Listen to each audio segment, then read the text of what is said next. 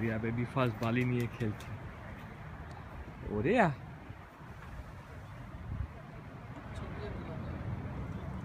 পাথর পেয়েছে, পাথরটাকে আর ছাড়ছে না।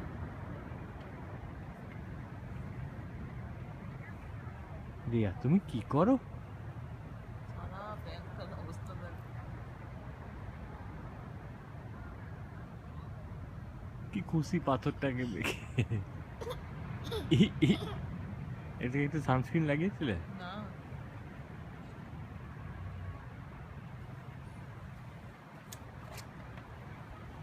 পা দুটো কুরকুর কুরকুর করছে। ওই তো গুঁড়ো করতে পারছে, কিছু বলা হচ্ছে না।